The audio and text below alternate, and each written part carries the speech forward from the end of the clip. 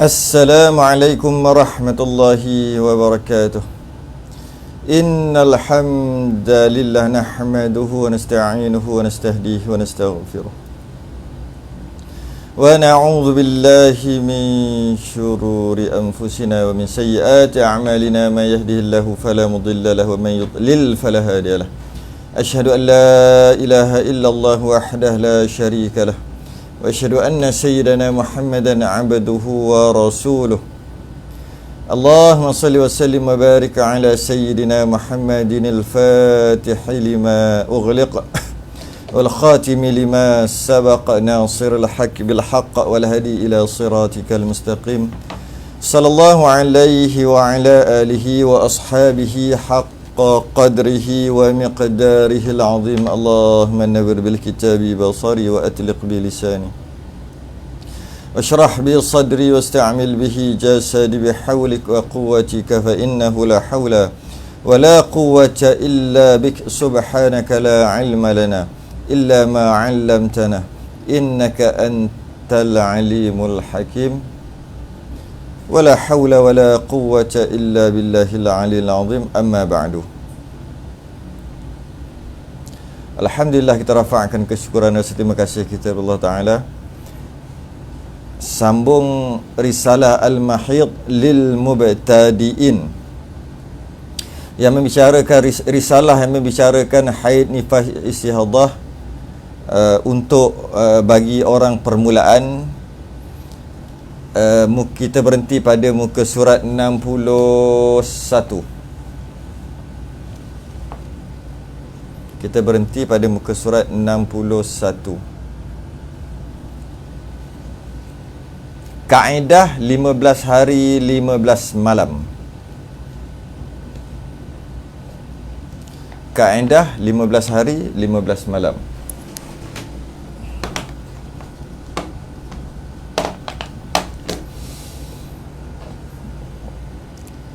Kaedah 15 hari 15 malam, 360 jam.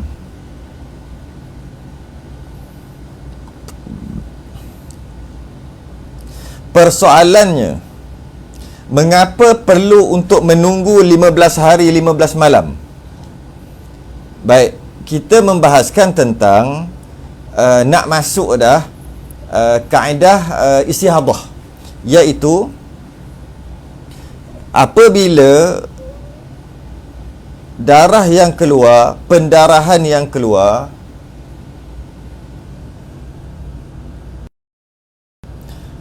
apabila pendarahan yang keluar lebih daripada 15 hari 15 malam, maka waktu tu barulah dikira haidnya.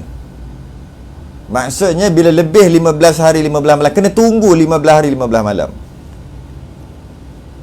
Walaupun haidnya biasa 7 hari 8 hari, entah macam mana pada bulan tu pergi ke 10 hari 11 hari 12 hari masih lagi berterusan, maka tetap juga tak boleh buat apa-apa. Tak boleh mandi, tak boleh solat. Walaupun dia kata, seorang perempuan ni kata haidnya biasanya 6-7 hari atau 7-8 hari. Ini dah masuk hari ke-13 dah ni, tak berhenti-henti ni. Maka sepatutnya haidnya cuma 7-8 hari aja. Tidak, mesti kena tunggu 15 hari 15 malam. Tunggu tu maksud tunggu darah berhenti. Jadi persoalannya, mengapa perlu menunggu 15 hari 15 malam? Mengapa perlu untuk menunggu 15 hari 15 malam? Selagi tak cukup 15 hari 15 malam, selagi itu tunggu. Kenapa? Kenapa tak boleh tentukan yang mana haid, yang mana istihadah dengan mengikut adat kebiasaan? Biasanya haidnya katalah 7 hari. Kenapa bila bulan tu masuk hari yang ke-8 dah kena mandi? Patutnya mandi je lah. 8 hari ke-8, hari ke-9 tu mandi je. Sebab apa mandi je? Sebab biasanya memang 7 hari. Ni dah hari ke-8 dah, mandi aje lah. Kenapa kena tunggu sampai hari ke-15 untuk menentukan yang mana haid kalau ada istiadah. Kenapa hari ke-8 tak mandi terus? Sebab biasa tiap-tiap bulan kan 7 hari. Tu persoalan tu. Ini kerana sebanyak-banyak haid adalah 15 hari 15 malam. Sebab apa kena tunggu sampai 15 hari 15 malam, walaupun berbeza dengan kebiasaannya 6 hari 7 hari, walaupun berbeza, tetap kena tunggu 15 hari 15 malam atau 360 jam juga, kerana sebanyak-banyak haid 15 hari 15 malam. Tu maksimum dia. Mana boleh kita kata biasa haid darah datang 7 hari, walaupun dah bertahun-tahun, walaupun dah berpuluh tahun sekalipun. Contohnya dia daripada anak dara sampai ada anak dara. Daripada dia sendiri anak dara sampaikan dia ada anak dara. Maknanya lama tu. Dia anak dara umur 10 kita kata. Dia ada anak dara tu umur 10 tahun, masa tu umur dia mau dah 40. Daripada 30 tahun dah. Darah yang datang mesti 7 hari. Entah macam mana tiba-tiba bulan ni dah masuk hari ke-8 dah. Tak pernah jadi seumur hidup ni. Walaupun tak pernah jadi, tetap juga sebanyak-banyak haid adalah 15 hari 15 malam. Maka hari ke-8 yang tak biasa jadi tu masih lagi berkemungkinan ianya adalah haid. Sebab apa? Sebab haid sebanyak-banyak 15 hari 15 malam. Darah tu berterusan lah hari ke-9, hari ke-10, hari ke-11, hari ke-12. Tetap juga tak boleh mandi dan tak boleh solat, walaupun berbeza daripada kebiasaan dia. Sebab apa? Alasannya adalah kerana sebanyak-banyak haid 15 hari 15 malam, maka kena tunggulah 15 hari 15 malam. Dan apabila darah belum melebihi garisan sebanyak-banyak haid, iaitu 15 hari 15 malam, ataupun kalau kita kira dalam bentuk jam, 360 jam lah, ianya berkemungkinan akan berhenti dan menjadikan keseluruhannya adalah haid. Kalaulah darah tu berhenti hari ke-14, maka haidnya 14 hari, walaupun kebiasaannya 7 hari. Jika haid tu berhenti hari yang ke-12, maka 12 harilah haid, walaupun kebiasaannya 5 hari. Malah jika haidnya berhenti pada hari kedua, biasa 7 hari, ni hari kedua. Hari pertama ada darah, hari kedua dah berhenti dah. Maka sehingga berhenti tu, itulah haid yang ada tu, setakat tu je lah. Bila berhenti, itulah sucinya, mandi sembahyang. Biasa 7 hari, ini baru sehari setengah dah berhenti. Nak kena tunggu 7 hari? Tak, jangan tunggu 7 hari, mandi sembahyang. Jadi sekurang-kurang haid sehari semalam, sebanyak-banyak 15 hari 15 malam. Jika tidak melebihi garisan 15 hari 15 malam, iaitu sebanyak-banyak haid, maka ianya berkemungkinan akan berhenti dan menjadikan keseluruhannya adalah haid. Sebab tu kena tunggu juga. Tamyiz dan adat tidak terpakai jika darah berhenti dalam masa 15 hari 15 malam, seperti yang kita bincang pada muka surat yang sebelum ni, iaitu perbezaan sifat darah. Darah kuat adalah haid, darah lemah adalah istiadah. Hanya terpakai kaedah tu, darah kuat adalah haid, darah lemah adalah istiadah, hanya terpakai apabila keseluruhan pendarahan lebih 15 hari. Jika tak lebih 15 hari, 14 hari contohnya, 7 hari warna hitam, 7 hari warna merah, yang mana biasanya haid dia tahu warna hitam, memang haid dia dah bertahun-tahun memang warna hitam, hitam pekat, merah pekat, yang hampir warna kehitaman dah, kita panggil hitam lah. Memang biasa warna hitam dan berketul-ketul darah haid. Entah macam mana pada bulan tu, keluar 7 hari memang hitam macam biasa, masuk hari ke-8 bertukar jadi merah. Merah macam darah hidup ni, macam darah luka ni. Hari ke-8 sampai hari ke-14, maknanya 7 hari hitam, 7 hari merah. Oleh kerana darahnya, pendarahan keseluruhan tidak melebihi 15 hari 15 malam, maka haidnya semua, hitam ke, merah ke, warna hijau ke, warna coklat ke, warna apa ke, semua adalah haid. Kerana selagi tidak melepasi garisan sebanyak-banyak haid, maka tak dikira perbezaan warna, perbezaan sifat darah, tak dikira, sebab tak lebih sebanyak-banyak haid. Yang istilah kita panggil tak perlu tamyiz. Darah yang ada semua haid, kerana tak melebihi 15 hari 15 malam. Malah adat juga tidak terpakai jika darah berhenti dalam masa 15 hari 15 malam. Biasanya adatnya bulan lepas, bulan bertahun-tahun dah 7 hari. Tiba-tiba darah sampai ke 13 hari. Adakah adatnya terpakai? Iaitu adatnya adalah 7 hari. Tak terpakai sebab darah berhenti hari ke-13. Maka haid adalah 13 hari semua. Jadi adat ataupun kebiasaannya, ghalib haidnya, kebiasaannya tidak terpakai jika darah masih lagi berhenti dalam jangka masa 360 jam ataupun 15 hari 15 malam. Dalam 15 hari 15 malam ataupun 360 jam darah berhenti, semua adalah haid, tak terpakai adat kebiasaan dia. Malah tak terpakai sifat-sifat darah yang mana kuat, bau haid, ada darah tak bau haid, semua tak terpakai.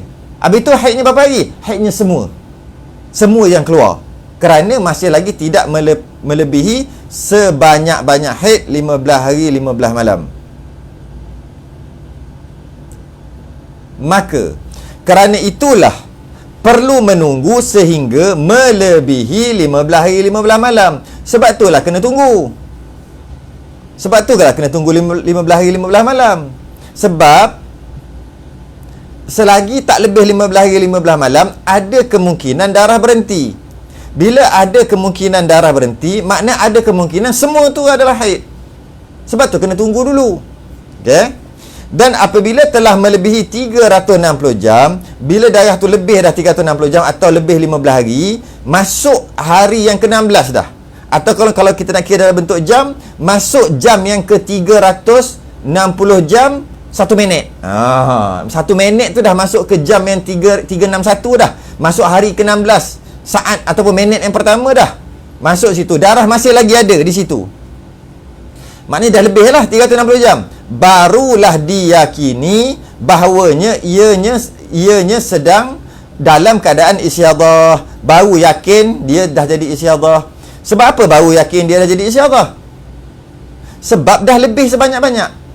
Cuma biasanya orang salah faham, jika sebanyak-banyak haid 15 hari, dia kata sebanyak-banyak haid 15 hari dan darah yang keluar dah lebih 15 hari, maka 15 hari lah haid.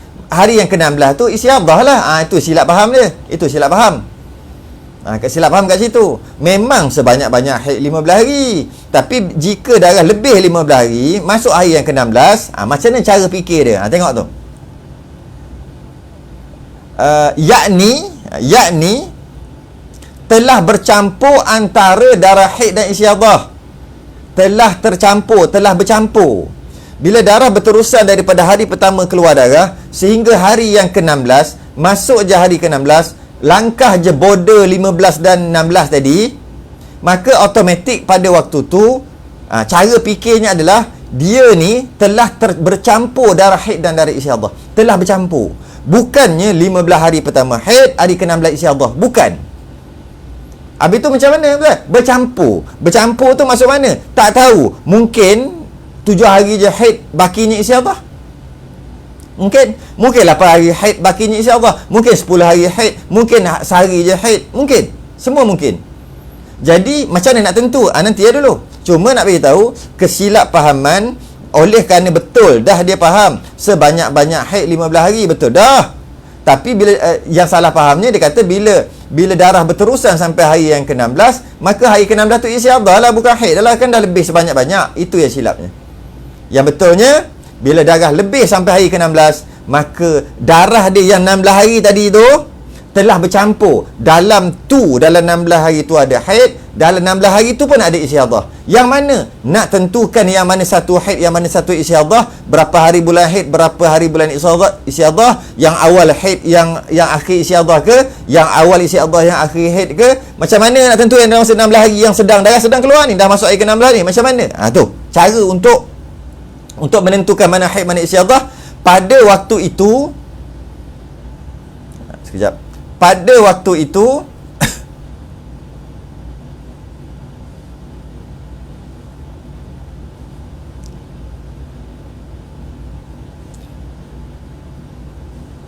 pada waktu itu diperlukan untuk melihat ke belakang, melihat kembali ke belakang. Masa tu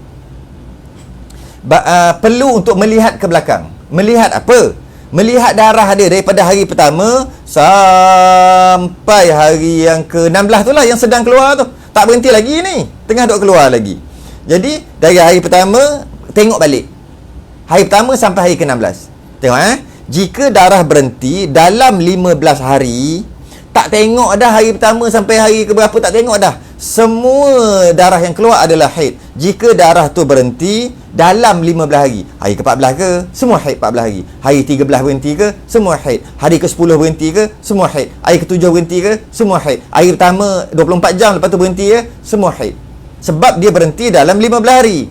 Jika darah tu tak berhenti dalam 15 hari, berterusan sehingga hari yang ke-16, ketika keluar je hari yang ke-16 tu, kena tengok satu-satu. Kena tengok hari pertama, kedua, ketiga, keempat, kelima, keenam sampai hari ke-16 tu. Tengok apa? Okey. Pada waktu itu diperlukan untuk melihat kembali ke belakang. Tengok apa? Perbezaan sifat-sifat darah. Tengok dia keluar berapa hari bulan, pukul berapa. Masa ni baru pakai. Kalau darah berhenti dalam 15 hari, tak terpakai. Tak terpakai semua. Pukul berapa tak terpakai. Semua haid. Bila darah berhenti luar 15 hari, masuk hari ke-16, baru tengok hari pertama keluar pukul berapa, warna apa, bau macam mana, likat tak likat dan sebagainya. Tengok semua sifat-sifat darah, waktu dan tarikhnya, bermula hari pertama haid hingga hari ke-15. Masuk hari ke-15 tu, maksudnya dah masuk hari ke-16 tu lah, sepenuhnya lah 15 hari tu. Tengok hari pertama sampai hari ke-15, dan masuk hari ke-16 tengok juga. Tengok warna apa dan sebagainya. Cara untuk kira tu nantilah. Jadi jika darah tu tak lebih 15 hari 15 malam, maka catatan tu mungkin tak diperlukan. Catatan hari pertama apa hari kedua tak perlu. Warna apa, bau macam mana tak perlu. Berapa hari bulan tak perlu. Pukul berapa tak perlu semua. Jika darah berhenti dalam masa 15 hari 15 malam. Tapi kalau darah berterusan, maka perlu mencatat, perlu catatan yang telah dicatat. Bukan baru nak catat hari ke-16 tu. Bukan hari ke-16 tu baru nak catat. Bukan. Nak ambil catatan yang lepas-lepas. Nak tengok yang mana haid, yang mana istihadah. Atas dasar inilah catatan berkaitan dengan perjalanan darah wajib direkod, wajib ditulis. Wajib tu, tak tulis berdosa. Bila darah keluar, dia mungkin sangka, alah takkan lebih punya 15 hari, macam biasalah 7 hari. Dia kan kata gitu. Tiba-tiba hari ke-7 berhenti, mujur. Alah macam biasa je, haid aku paling lama pun 10 hari je. Tiba-tiba hari ke-10 berhenti, mujur. Nasib baik. Kalau darah tu berterusan sampai hari ke-11, 12, 13, 14, 15, masuk hari ke-16, macam mana? Dalam keadaan tak ada catatan, masa tu baru berdosa. Kalau dia tak catat, tak berdosa. Kalau dia tak catat, tak berdosa. Sebab darah dia berhenti dalam 15 hari. Tapi bila darah tu melepasi 15 hari 15 malam dan dia tak ada catatan, masa tu baru berdosa. Soalannya, ketika darah tu keluar, tahu ke dia nak lebih ke tak lebih? Hari pertama keluar darah, tahu tak darah tu nak lebih ke tak lebih 15 hari? Mana tahu. Hari kedua, hari ketiga, hari keempat, duk main mestinya lah, mesti berhenti punya. Takkanlah tak pernah jadi. Duk main gitu aja. Duk main mestilah gitu aja. Tiba-tiba kan dah cakap berhenti hari ke-7, tu nasib baik je, mana tahu sebenarnya. Buatnya dia berterusan sampai hari ke-16, masa tu mana catatan? Mana catatan? Sebab tu catatan tu wajib direkod bagi membolehkan semakan dan kiraan dibuat apabila berlakunya istihadah, dengan maksud apabila darah melebihi 15 hari 15 malam. Masa tu baru perlu kiraan tu. Maka orang yang tak pernah catat dan orang yang tak pernah catat dan orang yang tak pernah darahnya melebihi 15 hari, maka bersyukurlah. Sebab dia tak ada dosa kat situ. Dia tak pernah catat, sepatutnya tak boleh berdosa tak catat tu. Berdosa. Tapi bila darahnya tak lebih 15 hari, tak dosa lah. Nasib baiklah berhenti hari ke-7 hari ke-8 je. Maka bersyukurlah dia. Bermula sekarang wajib catat. Sebab jika tiba-tiba buatnya darah tu lebih 15 hari 15 malam, masa tu berdosalah siapa yang tak ada catatan. Kegagalan mengingati sifat-sifat darah. Maksud sifat-sifat tu bau, warna, kelikatan dia tu macam mana, okay? Sifat-sifat darah, waktu, berapa hari bulan dan masa, pukul berapa. Kegagalan mengingati details tadi tu, mengingati sifat darah, waktu dan masa perjalanan darah yang lepas, akan mengakibatnya ianya akan tergolong dalam golongan mutahayyirah, yang lebih sukar untuk menyelesaikan masalah dia nanti. Bab ni tak masuklah, kerana perbahasan mutahayyirah adalah perbahasan fardu kifayah, dan tak adalah saya tak bubuh dalam kitab saya buat ni. Cuma saya akan tulis nanti dalam tu, dalam jilid yang kedua nanti.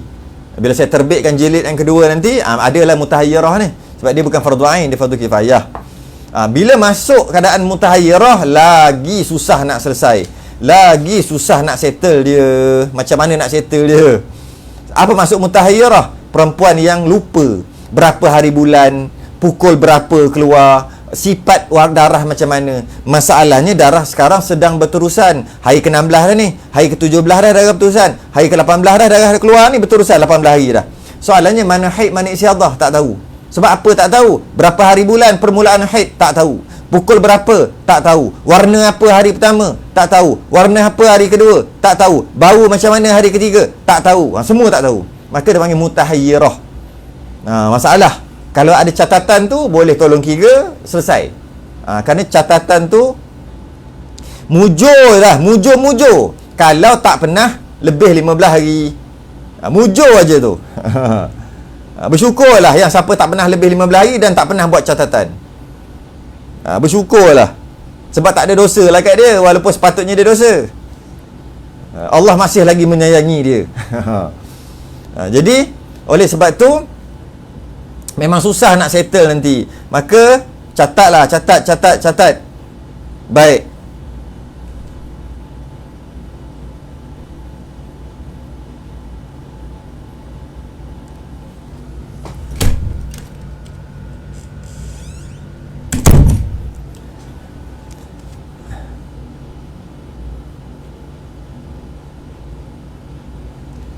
Masuk kita tamyiz pada haid. Masuk tamyiz sikit. Kan sebut tadi, jika darah keluar dan berhenti dalam 15 hari, dah sebut tadi, jika darah tu keluar dan berhenti dalam 15 hari, maka semua haid tak diperlukan catatan berapa hari bulan, warna apa, tak perlu. Sebab darah tu berhenti dalam 15 hari. Haidnya semua, berapa yang berhenti, berapa yang keluar, itu semua. Jika darah lebih 15 hari, masuk hari ke-16, barulah perempuan ini telah ada haid dan istihadah yang bercampur. Macam mana nak tahu mana haid, mana istihadah?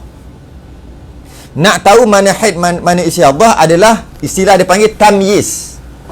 Tamyiz iaitu melihat sifat darah dulu. Oh, biasa saya 7 hari. Sekarang ni haid dah keluar sampai hari yang ke-16 dah ni. Darah keluar sampai hari ke-16.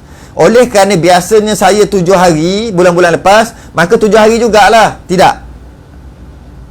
Tidak. Habis tu berapa haid? 15 hari pertama haid, hari ke-16 istihadah. Lagi tidak. Habis tu nak tengok apa? Tengok tamyiz dulu. Tengok sifat darah. Ataupun boleh tak dibezakan sifat darah? Ada tak darah kuat dan darah lemah? Ada tak darah kuat dan darah lemah? Apabila seorang perempuan keluar darahnya melebihi 15 hari 15 malam, lebih 360 jam, masuk jam yang ke-361, ataupun minit yang pertama pada jam yang ke-361 masuk situ, maka dah lebih dah langgar dah border sempadan 15 hari 15 malam, dah langgar dah, masuk ke 16 dah mula masuk ke 16. Perkara pertama yang perlu diteliti adalah sifat darah. Perkara pertama yang perlu diteliti adalah sifat darah. Sifat darah tu maksudnya bau, warna dan rasa. Sifat darah tadi bila nak teliti tu bermula dari hari pertama pendarahan, bukan baru tengok hari ke-16. Hari pertama tu nak teliti macam mana? Sebab tu kena ada catatan. Warna apa, pukul berapa, macam mana keluar, kena ada catatan. Baunya macam mana? Sebab bila hari yang ke-16 tu, masuk hari ke-16, Allah, dah langgar lah sempadan 15 hari 15 malam ni, dah masuk lah minit yang pertama hari ke-16. Alamak, macam ni kena tengok ni. Maka tengok balik hari pertama yang keluar, buka balik diary, tengok hari pertama. Tengok apa? Tengok sifat darah, tengok bau, warna dan rasa, tengok berapa hari bulan, tengok pukul berapa, semua kena tengok dah. Sifat darah terbagi kepada sifat yang kuat dan yang lemah.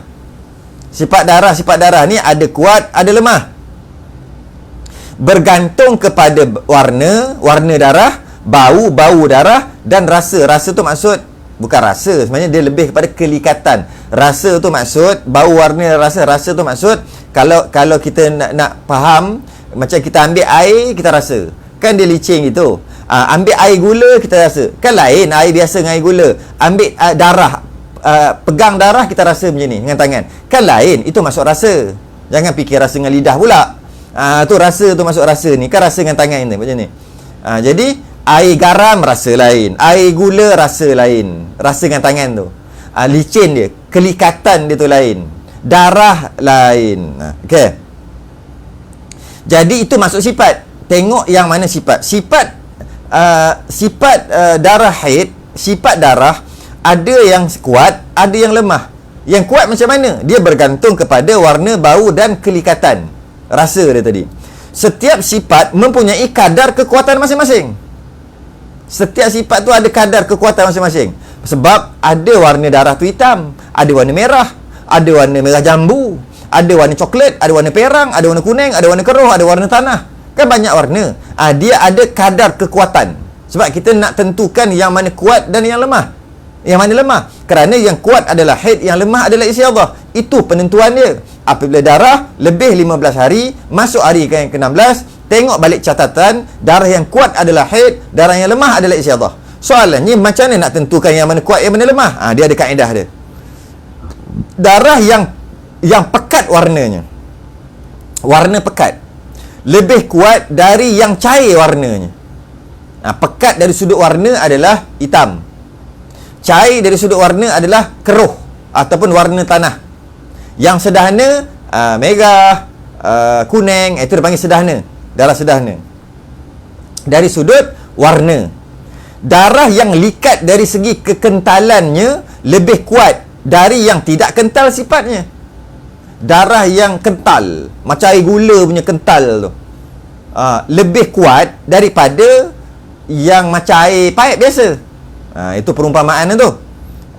Darah tadi, darah yang berbau busuk lebih kuat dari yang kurang berbau. Ni tak ada bau darah ni, bau darah lah. Tapi ni bau tengik atau bau busuk. Maka yang bau busuk tu lagi kuat daripada yang lemah. Gabungan dua sifat lebih kuat dari satu sifat. Maksud dua sifat tu masuk warna hitam dan berbau. Ada dua sifat kat situ. Hitam tak ada bau, cair. Cair tu bukan warna cair, cair dari sudut kelikatan tu. Maka satu sifat je lah dia, kekuatan dia, iaitu dari sudut warna. Kadang-kadang merah berbau dan likat. Maka dia ada tempat, tiga sifat dia ada kat situ. Jadi gabungan dua sifat lebih kuat daripada satu sifat. Nanti ada contoh dia nanti kat bawah. Gabungan tiga sifat lebih kuat daripada dua sifat. Sifat ni apa? Tiga benda tadi lah: bau, warna dan kelikatan. Tiga-tiga ni kadang-kadang ada dekat darah sekaligus. Kekuatan darah pun dia ada kat situ. Kekuatan warna pun dia ada kat situ. Kekuatan bau pun ada kat situ. Kekuatan dari sudut kekentalan pun ada.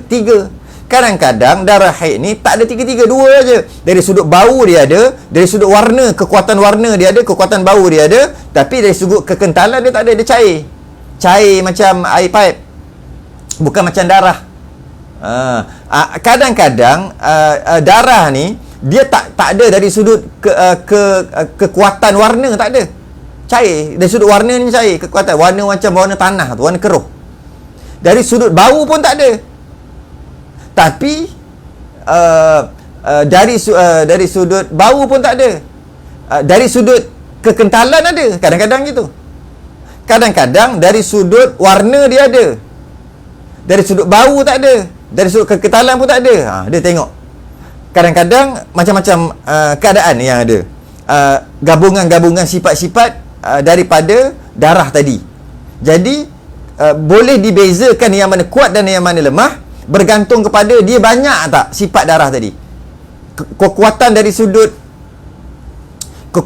sudut bau macam mana? Kekuatan dari sudut warna macam mana? Kadang-kadang dia ada perbezaan, kadang-kadang dia tak sama. Baik, cuba tengok ni. Nilai kekuatan yang ada pada darah seperti berikut. Saya letak nombor, mudah sikit. Nanti boleh campur tolak aje. Okey. Warna kehitaman 5 kita bagi dia punya kuat. Warna kemerahan 4 kita bagi. Warna coklat ataupun keperangan kita bagi 3 markah. Kekuningan kita bagi 2 markah. Kekeruhan atau warna tanah kita bagi 1 markah. Kekentalan kita bagi 1 markah. Berbau kita bagi 1 markah. Nanti boleh campur-campur lah. Kehitaman dan ada bau 5 campur 1. Macam tu. Mudah sikit.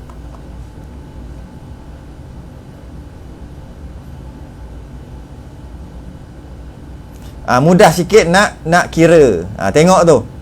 Siapa yang tak ada, tak beli kitab, beli kitab. Siapa yang tu sementara tu boleh tengok dulu. Okey. Sifat darah yang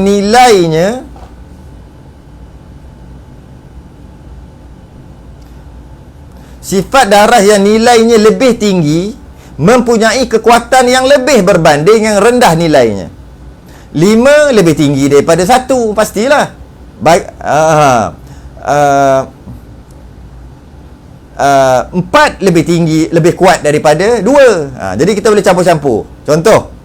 Contoh yang pertama, darah hitam yang bernilai 5. Darah hitam 5. Okey. Kita bagi 5 lah sebab keluar darah tadi hitam. 5. Lebih kuat dari darah merah sebab nilainya 4. Contoh kedua, darah kuning bernilai 2. Kekuningan 2. Okey, lebih kuat dari darah keruh dengan nilai 1 saja. Contoh ketiga.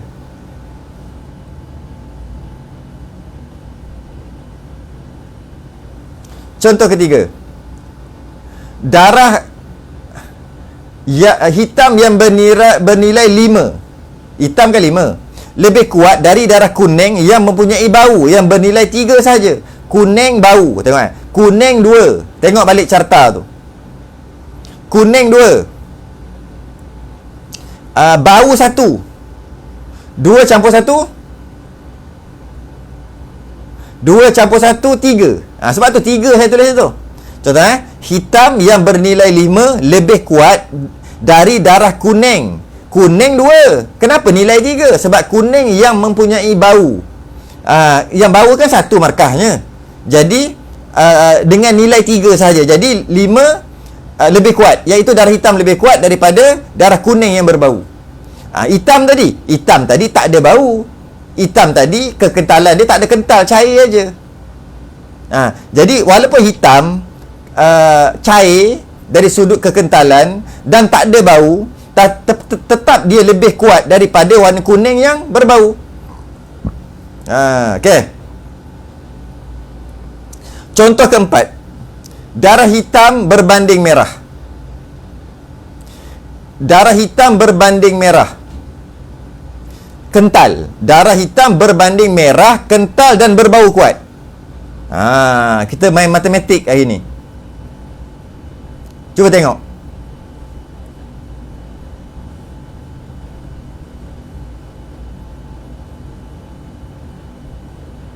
Cuba tengok.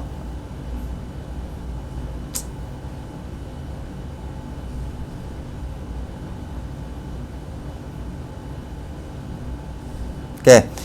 Darah hitam berbanding merah, kental dan berbau kuat. Hitam. Okey, darah hitam mempunyai nilai kekuatan 5. Ya, hitam 5. Okey. Sementara merah kental berbau. Tengok merah 4, kental 1, berbau. Bila sebut hitam secara umum, maknanya darah hitam berbanding merah, maknanya darah hitam ni tak ada bau dan darah hitam ni tak kental, cair aja. Bukan cair dari sudut warna, cair dari sudut kelikatan tadi tu. Jadi hitam berbanding merah, kental dan berbau. Okey, darah hitam nilai dia 5, tapi darah hitam ni tak ada bau. Jadi 5 tak ada bau, kosong lah. Darah hitam ni tak kental, tak pekat. Darah hitam ni dari sudut kekentalan dia tadi, dari sudut kelikatan dia tadi, maka kosong lah. Jadi markahnya 5 je lah, markah warna je lah dia ambil, hitam ni. Sebab tu 5. Sementara merah, markah dia 4 aja, kurang daripada 5, kurang daripada hitam. Tapi merah tadi kental. Kental 1 markah, jadi 4 campur 1, 5. Okay? Dan berbau, ada bau pula. Bau kuat. Maka berbau, nilai kekuatannya 6. 4 tambah 1 tambah 1, 6. Maka darah merah kental dan berbau lebih kuat dari darah hitam. Jangan kita fikir pula asal hitam je kuat, asal hitam je kuat. Tak semestinya gitu. Untuk mula-mula belajar tak apalah. Untuk permulaan belajar, mungkin kita akan bahas berkaitan dengan warna saja, hitam merah kuning dulu. Bila dah faham sungguh-sungguh, barulah kita masuk unsur-unsur tadi. Untuk mula faham ni, darah hitam kuat, darah merah lemah.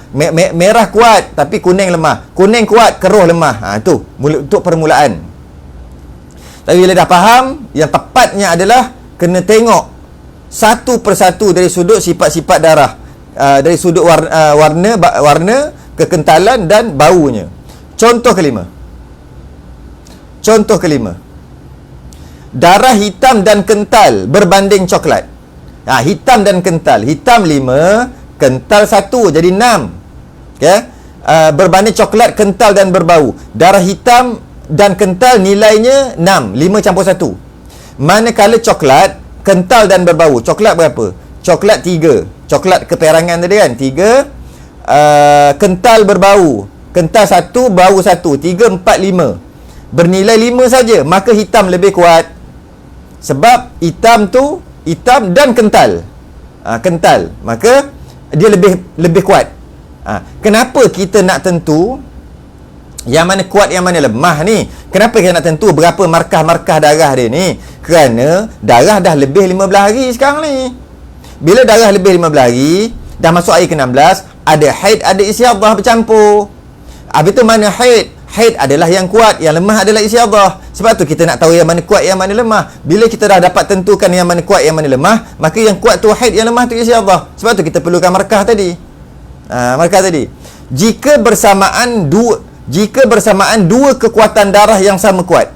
Kejap.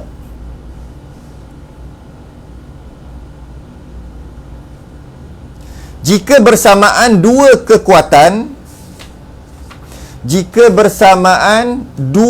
kekuatan darah yang sama kuat, maka darah kuat adalah yang lebih dahulu keluar. Kalau sama markah macam mana? Tadi kan ada markah kan? Kalau sama markah macam mana? 5-5 ke, 6-6 ke, 4-4 ke, macam mana? Sedangkan dia ada perbezaan dari sudut warna, cuma markahnya sama. Maka yang mana satu haid? Misalnya, jika merah kental berbau, nilainya 6. Merah 4, kental 1, berbau 1. 4, 5, 6. 6 lah. Kemudian lepas pada tu,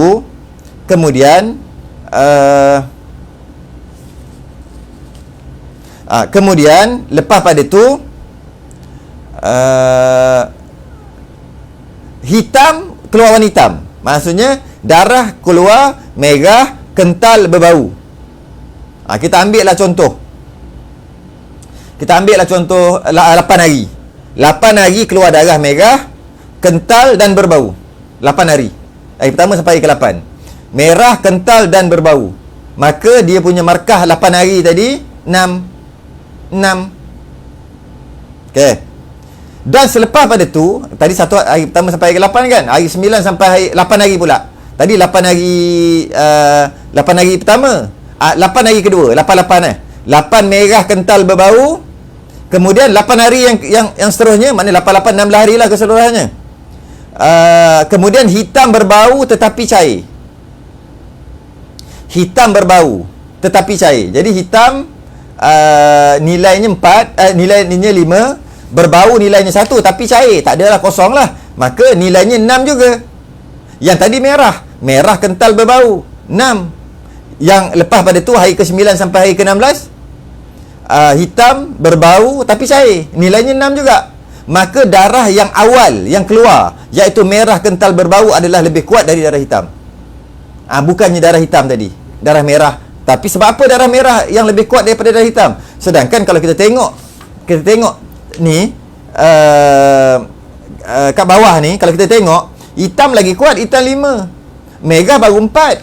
Sepatutnya hitam lah menang, hitam lah kuat. Tapi hitam tu dia berbau aja, tapi dia cair. Dari sudut kelikatan dia tak ada. Walaupun merah tu markah dia 4, tapi dia kental dan ada bau. Jadi 6. Oleh kerana markahnya 6 dan darah hitam pun markah 6, sama. Bila sama, mana haid yang datang dulu, yang awal. Yang awal. Maka darah yang awal, iaitu merah, kental, berbau adalah lebih kuat dari darah hitam. Maka bila dia kuat, maka haid lah yang kuat tu. Okey. Seterusnya,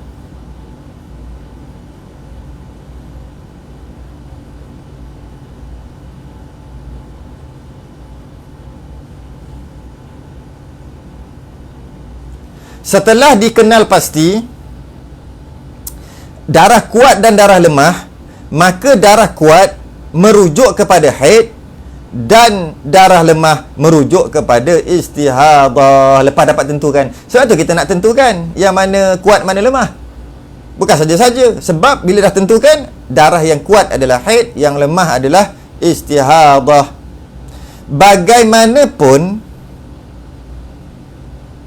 Bagaimanapun, darah lemah yang keluar hanya dihukum lemah.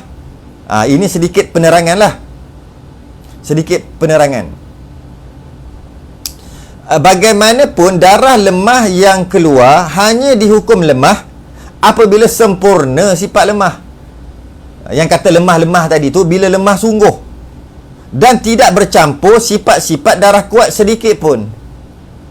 Contoh, jika darah lemah yang mempunyai garis berbenang hitam atau gumpalan hitam misalnya, darah tu darah lemah, tapi ada benang, macam benang hitam dekat darah tu, ataupun gumpalan, ketulan hitam dekat darah, tapi darah tu darah lemah je.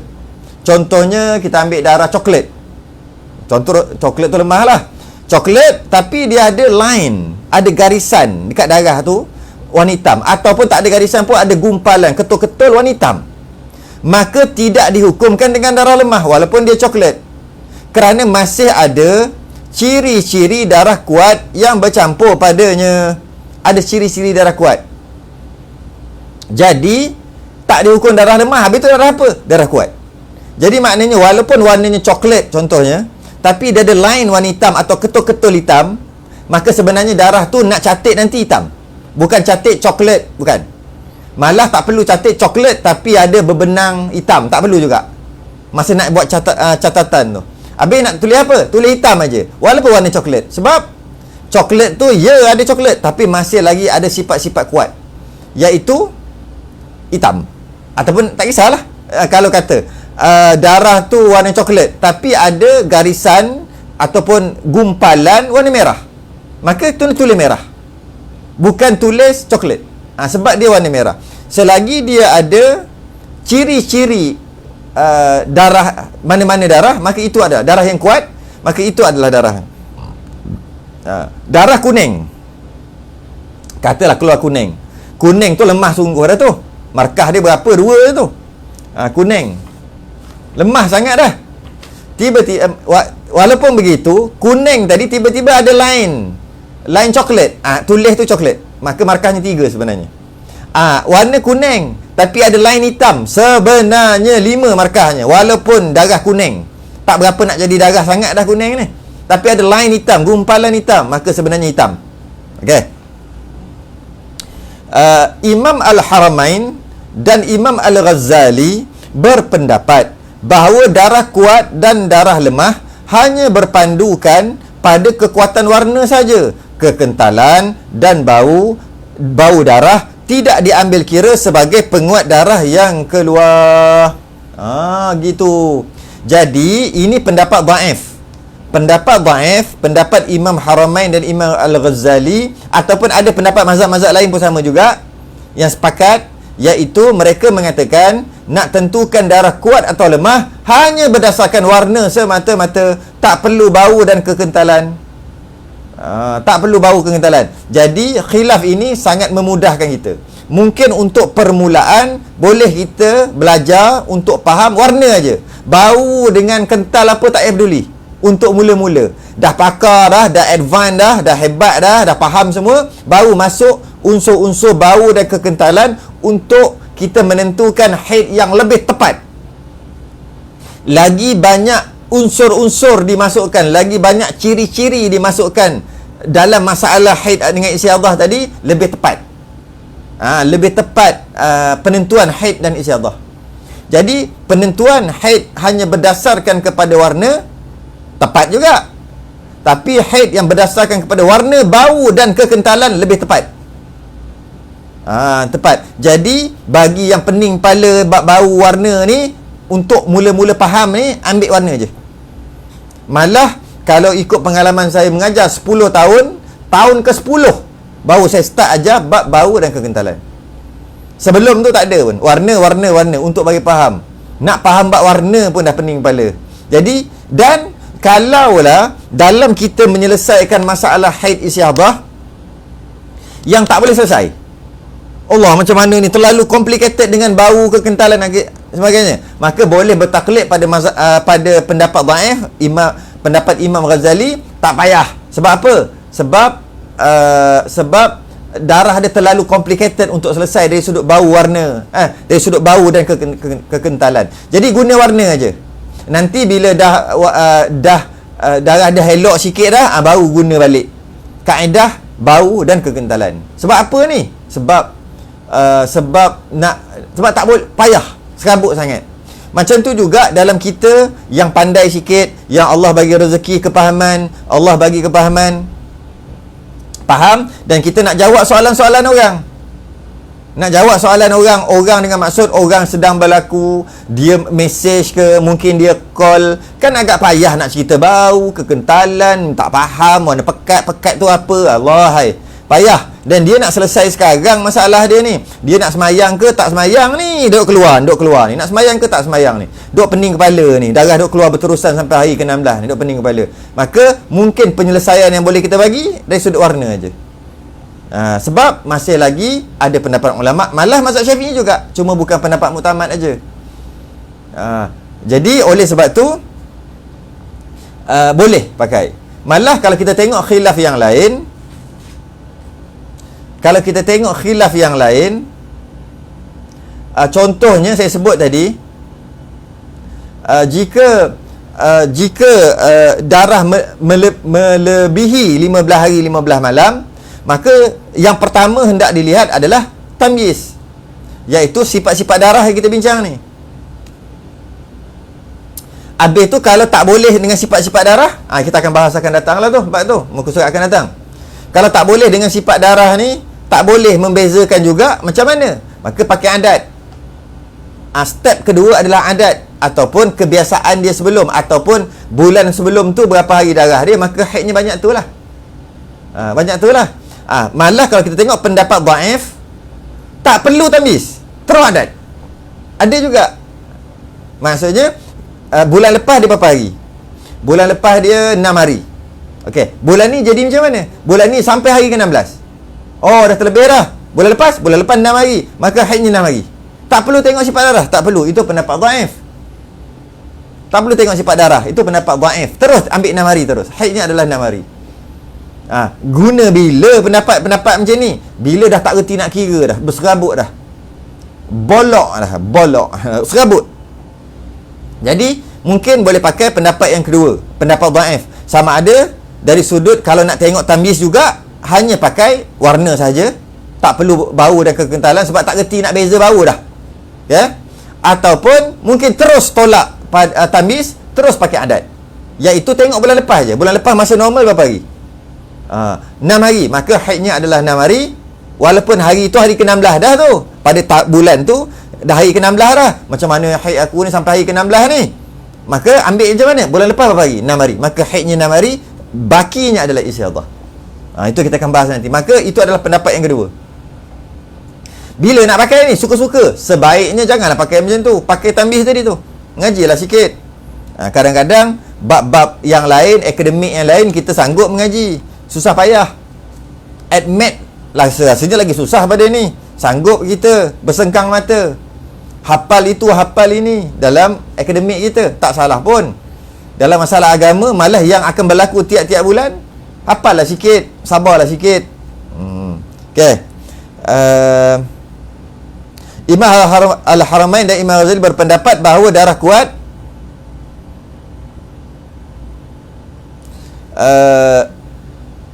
kuat dan lemah hanya berpandukan pada kekuatan warna sahaja. Kekentalan bau darah tidak diambil kira sebagai penguat darah yang keluar. Tak ambil kira. Dia lebih memudahkan orang-orang yang baru. Orang-orang yang baru. Tapi orang yang lama, takkanlah kita nak jadi orang baru selama-lamanya. Maka mula-mula untuk faham tu, insya-Allah tak ada masalah. Tak ada masalah untuk beramal dengan pendapat yang kedua. Walau bagaimanapun,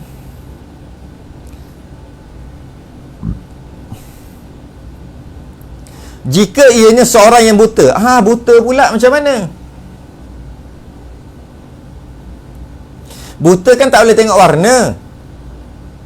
Orang buta. Ini menandakan buta pun wajib belajar bab haid. Jika ianya seorang yang buta, hanya dikehendaki membezakan sifat darah dengan kekuatan bau dan kekentalan saja telah pun memadai. Bagi orang buta, tak bolehlah dia nak tengok warna sebab dia buta. Takkanlah dia nak ambil darah haid dia, lepas tu dia nak tunjuk kat semua orang, suruh tengok warna apa. Orang tu pula pening, kata, ini warna apa ni? Nak kata coklat, merah lagi, pening kepala. Jadi takkanlah tiap-tiap bulan perempuan yang buta sibuk duduk tunjukkan kapas ataupun warna darah dekat orang. Jangan gitu. Habis tu macam mana? Maka orang buta, dia kena mengaji dulu. Lepas dia belajar, dia dah faham, begini. Maka untuk membezakan sifat darah kuat dan lemah, cukuplah sekadar kekuatan bau dan kekentalan sahaja. Maknanya berpandukan kepada bau dan kekentalan. Dalam masalah ni kena mengaji lain lah. Sebab saya buat secara umum aja. Saya pernah mengajar seorang yang buta. Agak susah juga sebab dia buta kan. Macam mana pun akhir sekali dapat kefahaman, insya-Allah. Tapi dia ada kaedah khusus, kaedah lain. Kaedah buta ni, kaedah lain. Jadi secara umumnya orang buta hanya dikehendaki beza sifat darah dengan kekuatan bau dan kekentalan sahaja.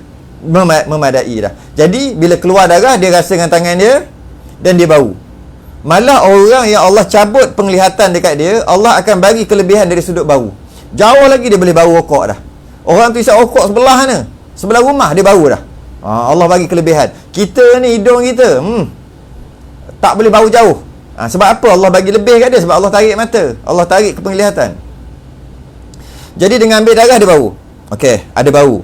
Kental. Okey. Dia kena ingatlah. Sampai sekian. Lebih 15 hari. Lebih 15 hari ada kena ingat.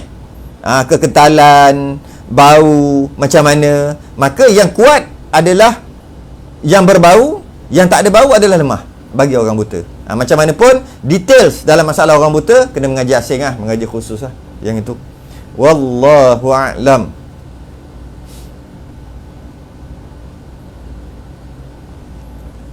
Baik, kita tangguh dulu. Kita berhenti dekat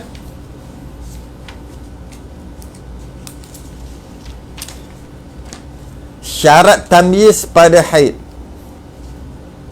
Dia agak panjang.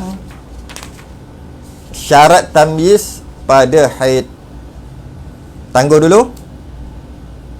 Saya ingin tasbih kafarah dan suratul subhanakallahumma hamdik. Asyhadu an la ilaha illa anta astaghfiruka wa atubu ilaik. Bismillahirrahmanirrahim. Al-'asr innal insana lafi khusr illa alladhina amanu wa 'amilus shalihat. Tawassul haqqi wa tawassul sabr. Assalamualaikum warahmatullahi wabarakatuh.